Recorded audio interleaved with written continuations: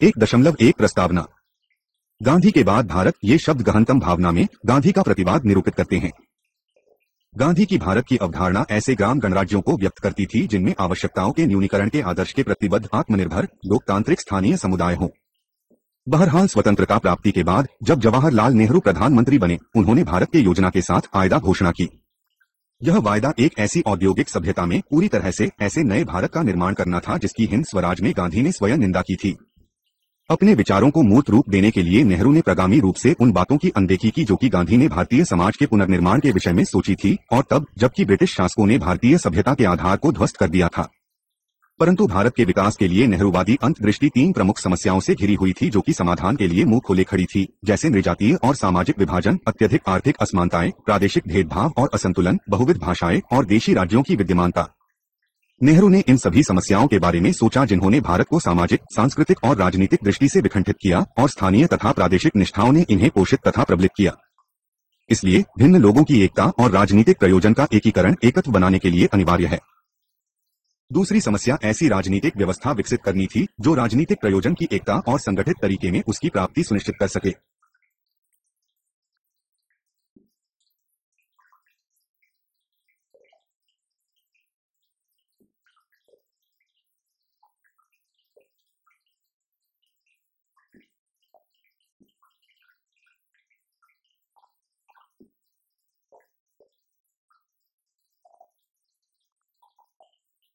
सामाजिक विच्छेद और आर्थिक पिछड़ेपन की समस्याओं को जिनसे भारत उत्पीड़ित रहा है, इसको ध्यान में रखते हुए ऐसी राजनीतिक प्रणाली का निर्माण करना आवश्यक था। निम्नतर मृत्यु दर, निरक्षरता, पिछड़ी अर्थव्यवस्था, कम कृषि उत्पादकता ने भारत के लोगों को अत्यंत गरीब बनाए रखा और स्वास्थ्य सेवाओं का स्पष्ट रूप से अभाव रहा था। तीसरी समस्या सामाजिक और आर्थिक सुधार से संबंधित थी। भारत को सफलतापूर्वक इनसे निपटना था ताकि नए भारत की नेहरूवादी अंतर्दृष्टि को प्राप्त किया जा सके। इन समस्याओं का समाधान तत्काल करना था और उपयोग समृद्धि प्राप्त करने की दृष्टि से विकास की रणनीति अपेक्षित थी। परिणामस्वरूप भारत को अपना पुराना सामाजिक सांस्कृतिक चोला त्यागना था और इतिहास में क्रिया के लिए आधुनिक राजनीतिक सत्य के रूप में उभरना था। सामाजिक जीवन और संबंधों के नए पैटर्न के संवर्धन के लिए राष्ट्रीय पुनर्निर्माण का अभिप्राय विगत और उसके सामाजिक आर्थिक संस्थागत व्यवस्थाओं का पुनः संयोजन तथा वर्तमान संतुलन को बाधित किए बिना आधुनिकता को बढ़ावा देने के लिए नई विचारधाराओं और कार्य प्रणालियों को लागू कर अर्थव्यवस्था में आमूलचूल परिवर्तन की प्रक्रिया प्रारंभ करना था। इन निश्चित सर्वांगी लक्ष्यों से पिछले 6 दशकों में नवनिर्मित संस्था राजनीतिक, सामाजिक और आर्थिक के स्वरूप और कार्यक्रम से संबंधित कुछ प्रश्न उत्पन्न हुए हैं। लक्ष्य और उद्देश्य। इस इकाई को पढ़ने के बाद आप भारत की राजनीति में भिन्न भिन्न पक्षों को समझ सकेंगे, उसकी उपलब्धियों, कमियों, संवेदनशीलताओं और समस्याओं का आकलन कर सकेंगे और इतिहास में कार्य करने वाली राजनीतिक इकाई के रूप में उसके कार्य निष्पादन का मूल्यांकन कर सकेंगे। 1.2 राजनीतिक संरचना और उसका कार्यक्रम वर्किंग।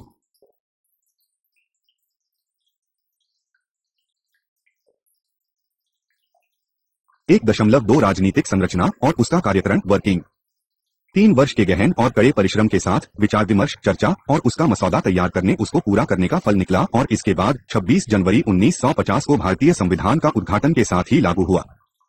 संबंधियान की प्रस्तावना में भारत के लोगों को न्याय, सामाजिक, आर्थिक और राजनीति के नीति निदेशक तत्वों ने प्रेरित किया और अन्य प्रावधानों ने उस पर सामाजिक क्रांति लाने और अल्पसंख्यकों की सुरक्षा का उत्तरदायित्व निर्दिष्ट एवं उद्घोषित कर्तव्यों में सम्मिलित किया। मौलिक अधिकारों की रक्षा करना तथा उन्हें उल्लंघन करने से रोकना दोनों नीति को लागू करना सरकार का कर्तव्य था। संविधान संशोधन करने के लिए केंद्रीय और राज्य सरकारों की शक्ति न्यायिक समीक्षा के अधीन थी। उच्चतम न्यायालय और वे अपील का अंतिम सहारा बने। केंद्रीय सरकार को राज्य सरकार के कार्यों में हस्तक्षेप करने की अपार शक्तियां दी गई थी। पूर्णतः नई संस्था, राज्य का संवैधानिक प्रमुख, राष्ट्रपति बनाया गया। वो अत्यावश्यक महत्वपूर्ण आयोग, वित्त आयोग और योजना आयोग अस्तित्व में आए। राष्ट्रीय सिविल सेवाओं सहित सरकार को कर वसूली और देश में कानून व्यवस्था बनाए रखने के अतिरिक्त आर्थिक विकास के लिए उत्तरदायी बनाया गया।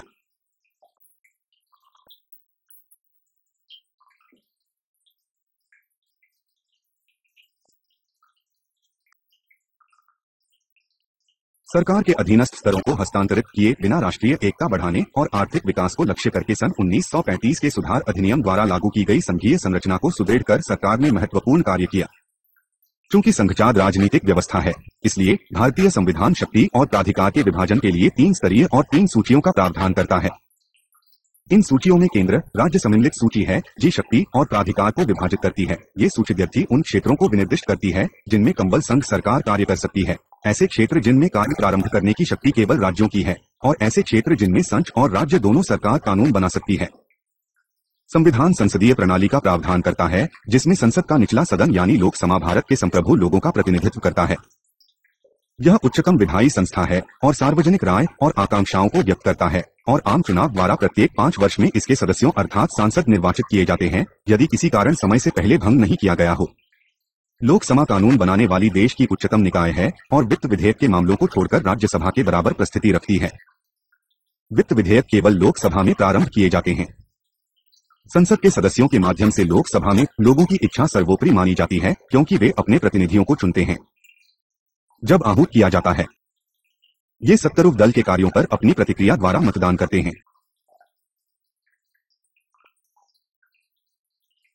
शासन व्यवस्था की प्रणाली के रूप में प्रातिनिधिक लोकतंत्र को चुना है। इसका अभिप्राय है यह कि प्रभुसत्ता संपन्न लोग अपने चुने हुए प्रतिनिधियों के माध्यम से देश पर शासन करते हैं। भारत ने एकल सदस्य निर्वाचन क्षेत्रों का विकल्प चुना है जहां प्रतिनिधियों को बहुमत द्वारा चुना जाता है। राजनीतिक प्रणाली का कार्य संचालन के लिए 2 या अधिक दलों का होना आवश्यक है जो समाज की शक्ति अधिग्रहण करने और नियंत्रण करने के लिए आपस में एक दूसरे से संघर्ष मुकाबला करते हैं।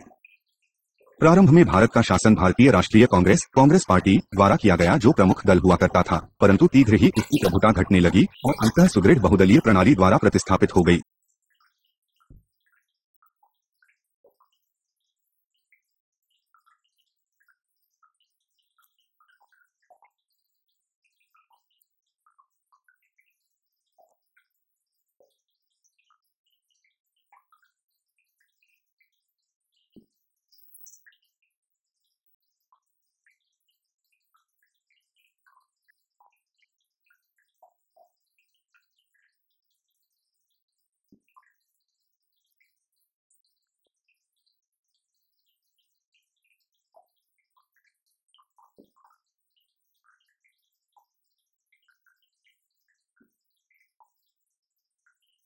संसद और राज्य विधानमंडलों में कांग्रेस बहुमत को जे आंदोलन और सन 1974 में Akhil Bharatiya railway workers union हड़ताल का सामना करना पड़ा जिसने विश्व के सबसे अधिक विशाल रेलवे नेटवर्क को पंगु बना दिया था। इलाहाबाद उच्च न्यायालय द्वारा सन 1971 में निर्वाचन संबंधी अनाचार के आरोप में श्रीमती इंदिरा गांधी का चुनाव अवैध करार देने के बाद इन सभी घटनाओं के फलस्वरूप जून 1975 में श्रीमती इंदिरा गांधी ने आंतरिक आपात स्थिति लागू की थी। कुछ असंतुष्ट कांग्रेसी नेताओं सहित आंदोलन और विरोधी दलों का संपूर्ण नेतृत्व को जेल में डाले गए। प्रेस पर भी सेंसर लगा दिया गया। आपातकाल की ज्यादतियों ने कांग्रेस शासन को अत्यधिक अलोकप्रिय बना दिया। इसके फलस्वरूप आपात स्थिति समाप्ति के तत्काल बाद सन 1977 के चुनाव में कांग्रेस पार्टी को भी क्षति हुई, परंतु जनता दल सरकार की घोर असफलता, दल संबंधी फूट और उसके शीर्ष नेताओं में अहम के टकराव ने सन 1980 में मध्यावधि चुनाव का मार्ग प्रशस्त किया, जिसने श्रीमती इंदिरा गांधी को पुनः सत्ता में लाने के लिए सहायता की है। सन 1984 में श्रीमती गांधी की हत्या कर दी गई थी। कांग्रेस प्रभुत्व पुनः प्राप्त करने का साधन बनी, शीघ्र ही यह प्रभुत्व बिखर गया। इसमें लगातार गिरावट आने लगी, परंतु बाद में केंद्र में कांग्रेस के नेतृत्व में यूपीए सरकार बनाने के लिए उन्होंने वांछित संख्या पुनः प्राप्त कर ली। शासन अंतराल में कांग्रेस के पतन और राजनीति के प्रादेशिकरण के कारण गठबंधन सरकारें आई और गई। भारतीय जनता पार्टी बी कांग्रेस के शक्तिशाली विरोधी राष्ट्रीय दल के रूप में उभरी थी और उत्तर प्रदेश में समाजवादी पार्टी एसपी और बहुजन समाजवादी पार्टी बी तथा बिहार में राष्ट्रीय जनता दल आरजेडी जैसी विभिन्न राज्य और क्षेत्रीय दलों का उदय हुआ जो राष्ट्रीय स्तर पर गठबंधन सरकार के निर्माण में महत्वपूर्ण तत्व बने।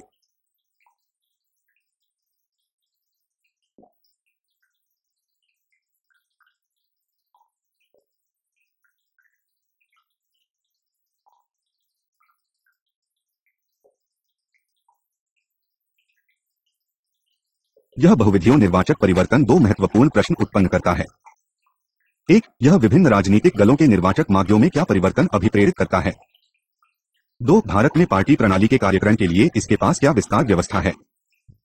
हित प्रेरित समाज में सामाजिक आर्थिक समूह अपने हितों की सुरक्षा और संवर्धन के लिए सामूहिक निर्णय को प्रभावित करने या नियंत्रित करने की दृष्टि से समाज के शक्ति तंत्र संयोजन, प्रभुत्व और नियंत्रण के लिए आपस में ही प्रतिस्पर्धा करते हैं। इससे सामाजिक दरार उभरने और गहरी होने लगती है, जैसा कि निर्वाचन प्रक्रिया में दिखाई देती है। असमान सामाजिक आर्थिक हित या तो विद्यमान राजनीतिक दलों के माध्यम से कार्य करते हैं या उनमें से कुछ स्वयं राजनीतिक दल गठित करते हैं। भारत के सामाजिक निर्माण में समाज के अपने पिछले मानदंडों में पूरा परिवर्तन अंतर्निहित है। मुख्य रूप से भौतिक समृद्धि पर पुनर्निर्माण निर्भर करता है। यह आर्थिक समृद्धि है जिसे अच्छे जीवन का महत्वपूर्ण पहलू माना जाता है, जो ऐसे जीवन को दर्शाती है जो किसी भी अपवाद के बिना जीवन निर्वाह स्तर उठाने में निरंतर प्रगति और वंचन पर विजय प्राप्त करता है। नैतिक विकास सहित भी सभी प्रकार की समृद्धि का आधार भौतिक समृद्धि मानी जाती है। इसका अभिप्राय न केवल उत्पादन प्रणाली में क्रांति लाना है, अपितु सभी को सामान और सेवाएं उपलब्ध कराना है। ये दोनों संभावनाएं दुर्लभ समाजीय संसाधनों, विशेषकर गरीबी और वंचन से ग्रस्त वर्ग को भी सुलभ होनी चाहिए। यह सब उन लोगों तक पहुंचनी चाहिए जिन्हें इसकी अत्यंत आवश्यकता है। इन आशाओं की पूर्ति में विफलता के होने पर लोगों में वर्गगत और क्षेत्रीय वफादारी को बढ़ावा देती है और अंतः क्षेत्रीय बटा राज्य दल का निर्माण करती हैं। और ये राजनीतिक शक्ति को प्राप्त करती है जो राष्ट्रीय स्तर पर निर्णय करने की प्रक्रिया में अधिक शक्ति और महत्व प्राप्त करने तथा शक्ति अधिग्रहण करने का प्रयास करते हैं। इससे क्षेत्रीय राज्य दलों के निर्माण को प्रोत्साहन मिलता है तथा राष्ट्रीय स्तर पर गठबंधन सरकार के गठन की अपरिहार्यता मुख्य कारक होती है। 1.3 आर्थिक परिवर्तन।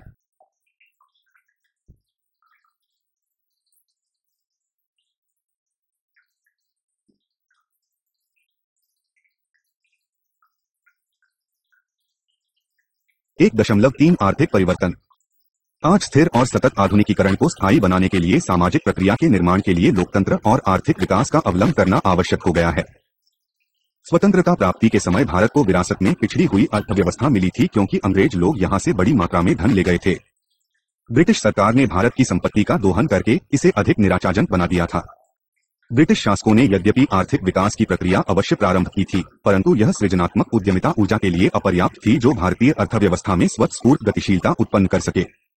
भारत समृद्ध प्राकृतिक संसाधनों के होने के बावजूद सन 1947 में स्वतंत्रता के समय गरीब था। आर्थिक रुद्धता द्वारा सामाजिक पिछड़ेपन को ध्यान में रखते हुए विकास के प्रश्न को अत्यधिक महत्व दिया गया। अपने पिछड़ेपन पर विजय पाने के लिए दो भिन्न भिन्न रणनीतियां, एक गांधीवादी और नेहरूवादी, श्रेष्ठता प्राप्त करने का प्रयास कर रही थी।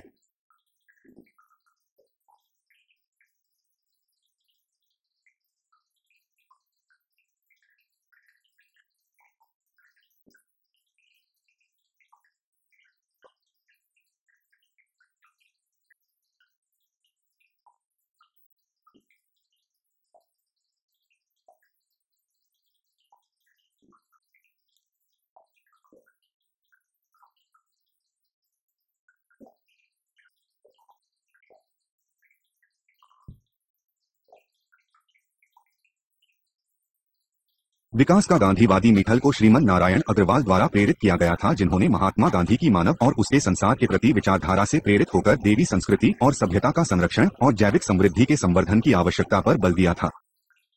इस योजना में जनसमूह के अत्यधिक अनुशासन से बचने की आवश्यकता पर जोर दिया गया और लोकतांत्रिक राजनीतिक जीवन तथा संबंधों और राज्य के न्यूनतम नियंत्रण पर भी बल दिया गया।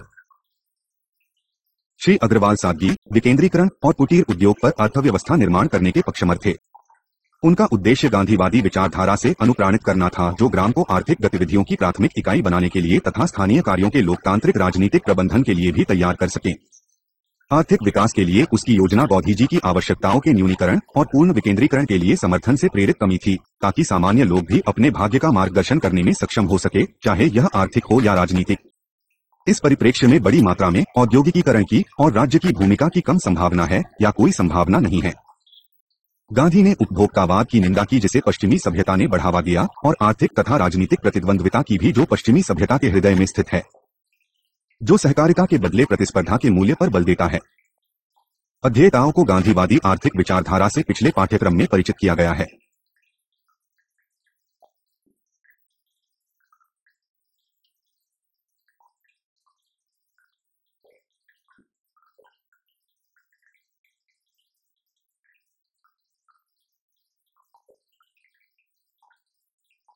नेहरू काल के पश्चात की अवधि में राजनीतिक अस्थिरता, व्यापक सामाजिक अपांति और योजना प्रक्रिया में विकास उपलब्धि में भी स्पष्ट उतार चढ़ाव देखा गया।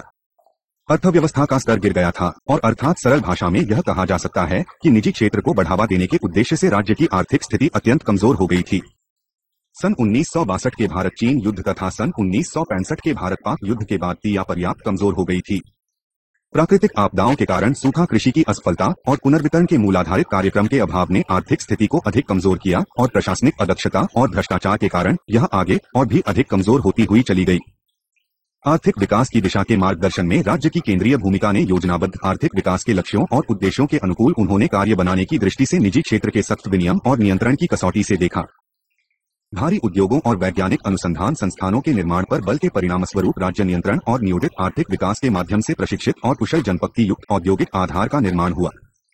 राज्य ने उत्पादन का और पुनर्वितरण के मूल क्षेत्रों को नियंत्रित किया। दूसरे शब्दों में नियोजित आर्थिक विकास के नेहरू महालानोबिस मॉडल ने मिश्रित अर्थव्यवस्था अपनाई। इसमें शामिल थे क राजनीतिक लोकतंत्र की प्रणाली, ख अर्थव्यवस्था की सरकारी योजना विनियम और अर्थव्यवस्था पर नियंत्रण, ग सार्वजनिक क्षेत्र और घ निजी क्षेत्र को कर की राहत और राज्य प्रक्रिया सहायता की प्रणाली। इसका उद्देश्य क्या था? वह यह कि सामाजिक, राजनीतिक, आर्थिक शोषण को रोकना तथा आर्थिक कार्यों में निजी लाभ देने के उद्देश्य के साथ साथ असमानता का उत्तरोत्तर उन्मूलन करना था। यह सब कुछ संक्षेप में समाज के समाजवादी पैटर्न के शीर्षक में दिया गया है। इसमें लोगों का जीवन स्तर सुधारने के लिए कृषि उत्पादकता और औद्योगिक विकास में वृद्धि द्वारा राष्ट्रीय आय में पर्याप्त बढ़ोतरी की आवश्यकता पर बल दिया गया था। इंदिरा गांधी के कार्यकाल की अवधि में लोक लुभावनी नीतियों और गरीबी हटाओ जैसे नारों से सन 1971 के आम चुनावों में बहुत बड़ा बहुमत मिला और उनकी जीत हुई थी।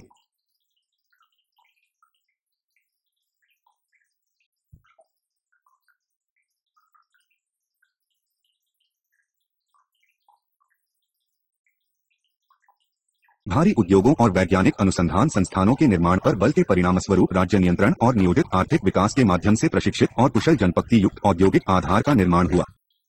राज्य ने उत्पादन का और पुनर्वितरण के मूल क्षेत्रों को नियंत्रित किया। दूसरे शब्दों में नियोजित आर्थिक विकास के नेहरू महालानोबिस मॉडल ने मिश्रित अर्थव्यवस्था अपनाई। इसमें शामिल थे क राजनीतिक लोकतंत्र की प्रणाली, ख अर्थव्यवस्था की सरकारी योजना विनियम और अर्थव्यवस्था पर नियंत्रण, ग सार्वजनिक क्षेत्र और घ निजी क्षेत्र को कर की राहत और राज्य प्रक्रिया सहायता की प्रणाली।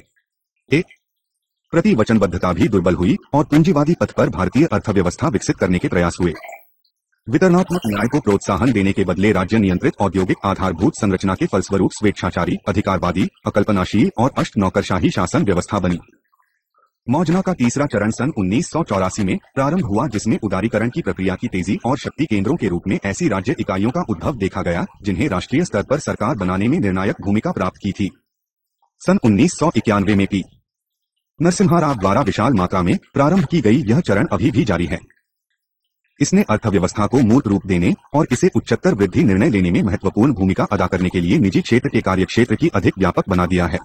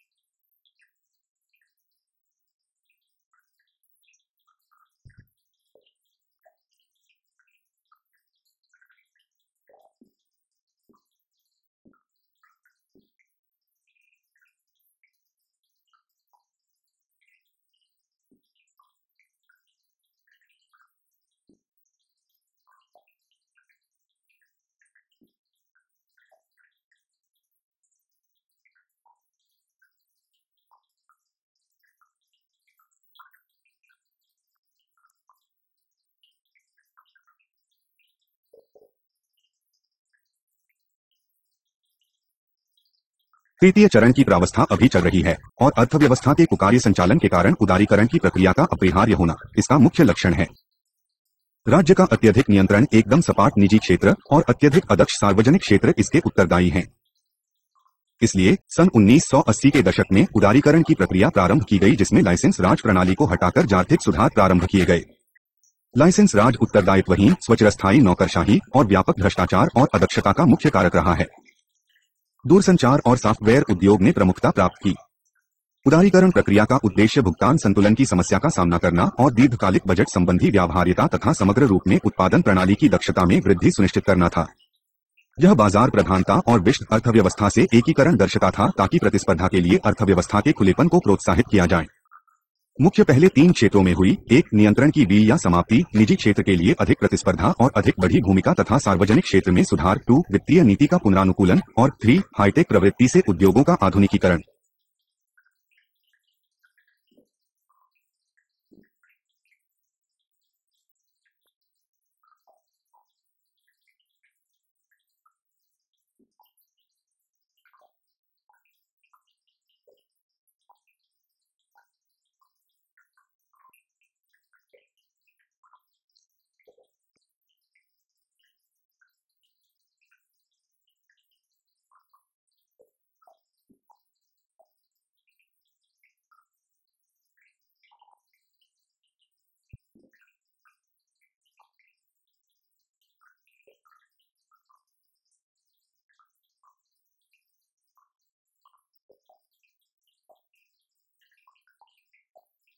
एक विशाल भुगतान संकट सन 1991 में हुआ जिसने सरकार को घरेलू निवेश और अंतर्राष्ट्रीय व्यापार नीति सुधारी की प्रमुख नौती सुधार प्रारंभ करने का अवसर प्रदान किया। सरकार ने बाजार साधनों के पक्ष में आर्थिक प्रबंधन में प्रमात्रात्मक नियंत्रण का प्रयोग त्याग दिया। अंतर्वर्ती अभिविन्यास से भूमंडलीय अर्थव्यवस्था से अधिक एकीकरण के लिए बहिर्वर्ती निर्णायक पहल हुई। विदेशी प्रत्यक्ष निवेश फॉरेन डायरेक्ट इन्वेस्टमेंट (FDI) आकर्षित करने के प्रयासों को अभी तक सीमित सफलता मिली थी। आलोचक उल्लेख करते हुए कहते हैं कि उदारीकरण और निजीकरण के कारण बेरोजगारी, स्वैच्छिक सेवानिवृत्ति और नौकरियों की संख्या में भी मौजूद की छंटनी हुई है। वित्तीय घाटे में वृद्धि और कृषि की उपेक्षा के साथ चिंता के अन्य क्षेत्र है।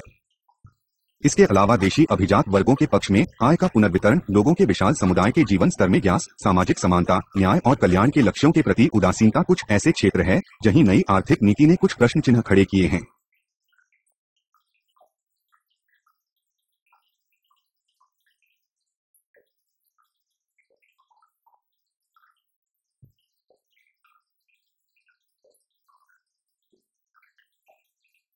यद्यपि उदारीकरण प्रक्रिया ने उच्चतर आर्थिक विकास दर को प्रवर्तित किया है, परंतु इसके साथ और कई समस्याएं अनसुलझी बनी हुई हैं।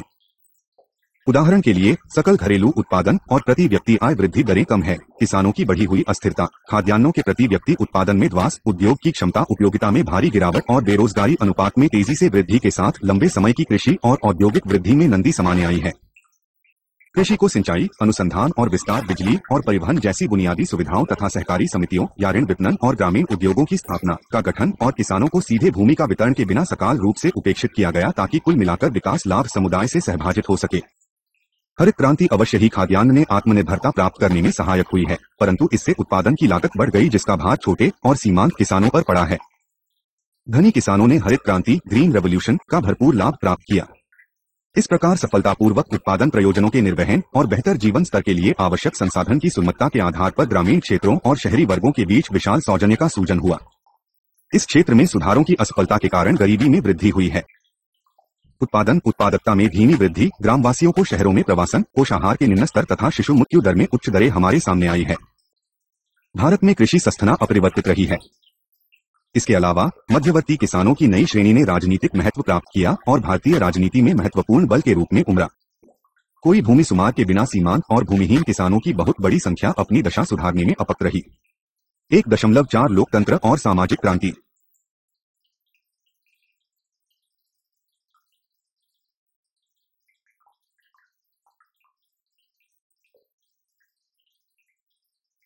एक 1.4 लोकतंत्र और सामाजिक क्रांति। भारत में स्वतंत्रता, समानता और भ्रातृत्व के मूल्यों पर आधारित नई सामाजिक व्यवस्था का निर्माण करना आरंभ हुआ।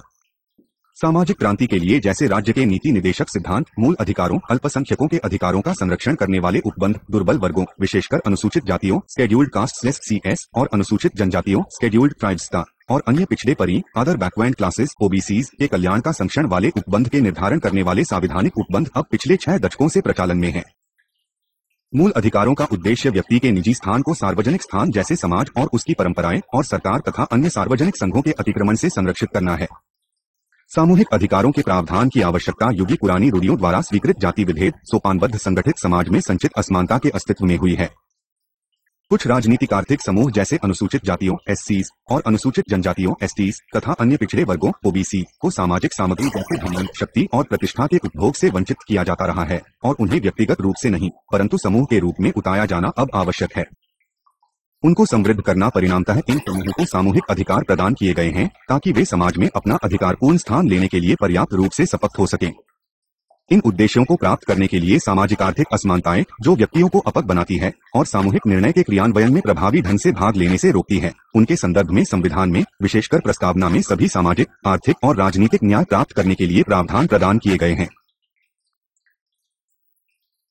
तथापि संविधान का कार्य देश के सामाजिक सांस्कृतिक परिवेश द्वारा प्रभावित हुआ है। भारत इसका कोई अपवाद नहीं है। सामाजिक स्तरीकरण और सांस्कृतिक बंधनों ने विशेषकर निम्नतम जातियों और सबसे अधिक गरीब नागरिकों में लोकतंत्र तथा सामाजिक और आर्थिक सुकरों का विस्तार सीमित किया है। बहरहाल प्रातिनिधिक सरकार और वयस्क मताधिकार उन सभी द्वारा अपनाया गया है जो सशक्तिकरण लाना चाहते हैं। जहां तक मूल अधिकारों का संबंध है, उन्होंने विशेष रूप से संपत्ति के अधिकार में एक और निवेशक तत्वों और मूल अधिकारों के बीच और दूसरी ओर राज्य निदेशक सिद्धांतों तथा मूल अधिकारों के बीच असंगति के कारण तनाव उत्पन्न किया। इन असंगतियों के फलस्वरूप कई संवैधानिक संशोधन हुए और आकस्मिक अवसरों पर संसद और न्यायपालिका का टकराव हुआ कि कौन संविधान का अधिक सक्षम संरक्षक है। मूल अधिकारों को अब निरपेक्ष नहीं समझा जाता है। इनकी कई सीमाएं, अर्हताएं और अपवाद है। इनकी भारत के संविधान के आधारिक ढांचे के साथ अनुरूपता सुनिश्चित करने के लिए संवैधानिक सीमा और न्यायिक समीक्षा विद्यमान है। राज्य के निदेशक सिद्धांतों और मूल अधिकारों के बीच असंगतियों हटाने के प्रयास भी दिखाई देते हैं। भले ही राज्य के निदेशक तत्व कानूनी तौर पर लागू नहीं है। सन 1970 के दशक से उच्चतम न्यायालय के निर्णयों ने उनके सकारात्मक पहलुओं पर जोर दिया है। नीति निदेशक निदेशक तत्वों को कल्याणकारी राज्य के उद्देश्यों को प्राप्त करने के लिए मूल अधिकारों का पूरक स्वीकार किया गया है। उच्चतम न्यायालय ने अधिनियम के रूप में वैधता निर्धारण करने में उनके महत्व को रेखांकित किया है। वह मानता है कि व्यक्तियों द्वारा मूल अधिकारों का प्रयोग तब तक सुनिश्चित नहीं किया जा सकता है जब तक निदेशक तत्व क्रियान्वित नहीं किए जाते हैं।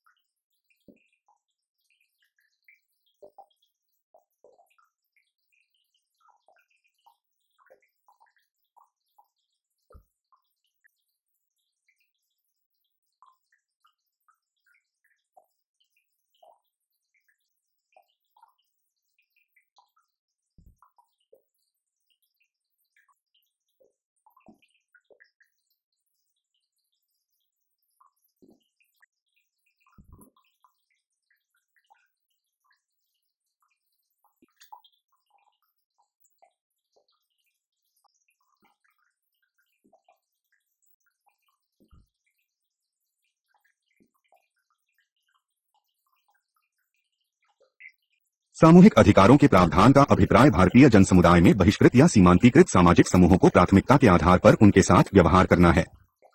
यदि संविधान की प्रस्तावना सभी को सामाजिक न्याय का आश्वासन देती है। राज्य निदेशक सिद्धांत के लिए सामाजिक देखभाल के साथ कमजोर वर्गों और विशेष रूप से अनुसूचित जातियों एससीज और अनुसूचित जनजातियों सिस के शैक्षिक और आर्थिक हितों को बढ़ावा देना अपेक्षित है। राज्य को सामाजिक अन्याय और सभी प्रकार के शोषण से उन्हें संरक्षित करने का निर्देश दिया गया है। अनुच्छेद 46। इसके अलावा अनुच्छेद 15(1) में धर्म, नस्ल, जाति, लिंग भेद, स्थान या जन्म या उनमें से किसी के आधार पर नागरिक के विरुद्ध भेदभाव निषिद्ध करता है। कानूनी समानता के अलावा संविधान अनुच्छेद 16(3) के माध्यम से नागरिकों की किसी भी पिछड़े वर्ग के पक्ष में नियुक्तियों या पदों के आरक्षण के लिए कोई भी प्रावधान करने की अनुमति देता है जिनका राज्य में राज्य के अधीन सेवाओं में पर्याप्त प्रतिनिधित्व नहीं है। अनुच्छेद 15 प्रावधान करता है कि नागरिकों के किसी भी सामाजिक रूप से और शैक्षिक रूप से पिछड़े वर्ग के लिए या अनुसूचित जातियों एससीएस या अनुसूचित जनजातियों एसटीज को लिए विशेष प्रावधान करने से राज्य को कोई नहीं रोक सकता है, अर्थात इनके उत्थान के लिए सभी उपाय करने के लिए स्वतंत्र है।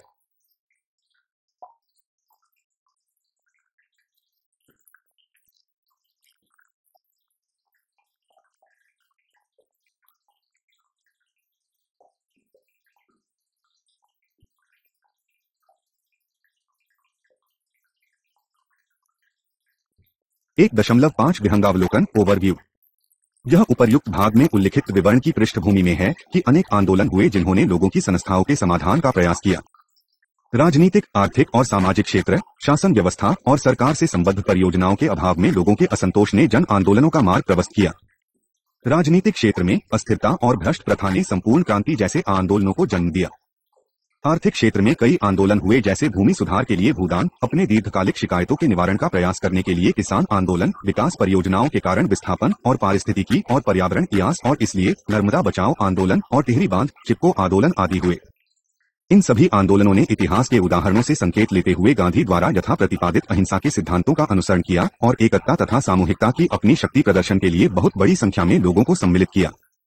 अब हम ऐसे आंदोलन देख रहे हैं जो विभिन्न प्रकार का समाधान करने के लिए हो रहे हैं, जैसे सिविल और लोकतांत्रिक अधिकार, जनजातियों और आदिवासियों के अधिकार, महिलाओं के अधिकार, प्राकृतिक संसाधनों के संरक्षण के लिए अधिकार, जैसे जल और भूमि।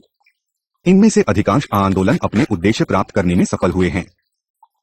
इसी प्रकार संगठनात्मक क्षमताओं, गतिशीलता और रणनीतियों ने नया आयाम अर्जित किया है और आंदोलन का संवेग टिकाऊ बनाए रखने के लिए विशाल चुनौतियों का नेतृत्व प्रस्तुत किया। भारत ने गौधीवादी तरीकों और उन्हें व्यवहार में लाने के सिद्धांतों को बहुत निकटता से देखा है। इसलिए यह आश्चर्य की बात नहीं है कि इनमें से अधिकांश आंदोलनों ने न्याय प्राप्त करने के लिए विश्व स्तर में अन्यों के सम्मुख अनुकरणीय मॉडल प्रस्तुत किए हैं। यह एक गांधी के आंदोलन की विरासत है जो कई विरोधाभासों के भी उन्हें इस देश में धूमिल होने से